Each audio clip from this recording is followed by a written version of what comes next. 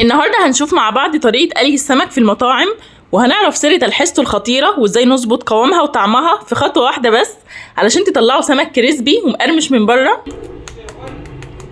زي ما سمعتوا كده، وطبعا طري من جوه وريحته وطعمه في منتهى الجمال.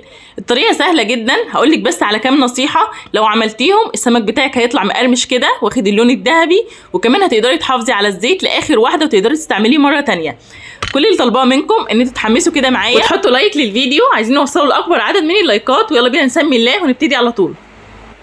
اول حاجة هبدأ بيها هي تجهيز تلحيسة السمك. هحتاج لي مجموعة من البهارات عبارة عن ملح وكمون، توم باودر وبصل باودر وكركم، مش اكتر من كده. هنزل بيهم في بولة عميقة بالشكل ده، وهضيف عليهم 1.5 معلقة كبار من الدقيق. تقدري طبعا تضاعفي المقادير حسب كمية السمك المتوفرة عندك.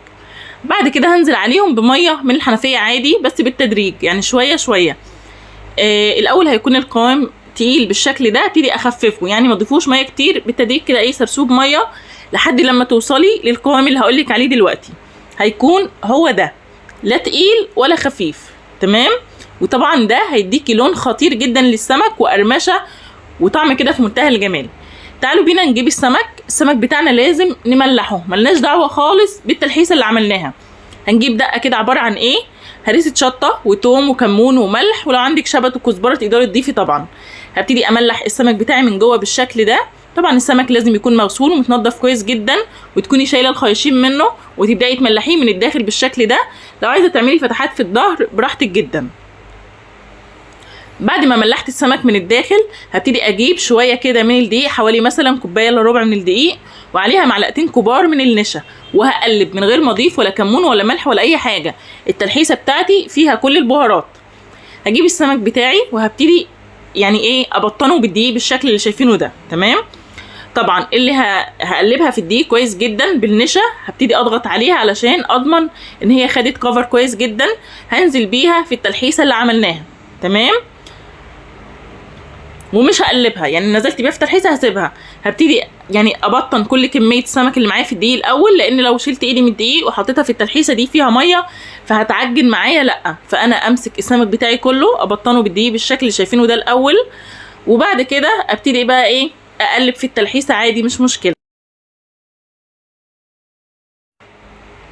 خلاص بعد ما قلبت السمك كله في الدقيق هبتدي انزل بيه في التلحيسه واقلبه واخليه ياخد كفر كويس جدا من التلحيسه بالشكل ده.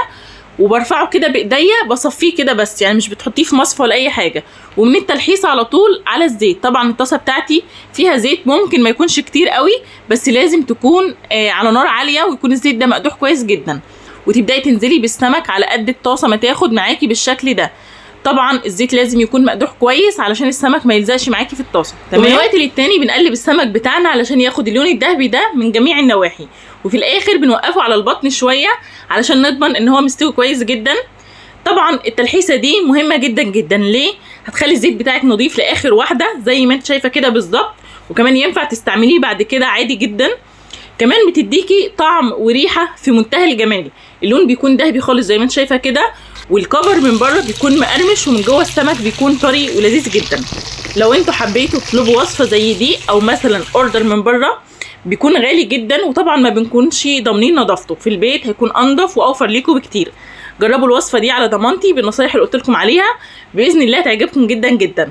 واتمنى دلوقتي تحطوا لايك للفيديو، عايزين نوصله لاكبر عدد من اللايكات علشان الناس كلها تقدر تشوف الوصفه المميزه دي. يا ريت اللي بيشوفني لاول مره ينزل حالا يشرفني بالاشتراك في القناه. هتلاقوا كلمه اشتراك مكتوبه باللون الاحمر تحت الفيديو، اضغطوا عليها وفعلوا زر الجرس اللي جنبها على الكل علشان تقدروا تشوفوا كل الافكار والوصفات اللي بنزلها يوميا اول باول. شيروا الفيديو لو حابين، وشرفوني طبعا بكومنتاتكم الجميله لانها بتشجعني وبتفرق معايا جدا. ولو عندكم اي سؤال اكتبوه، باذن الله هرد عليكم، وان شاء الله اشوفكم في فيديو جديد ووصفه جديده. مع السلامه.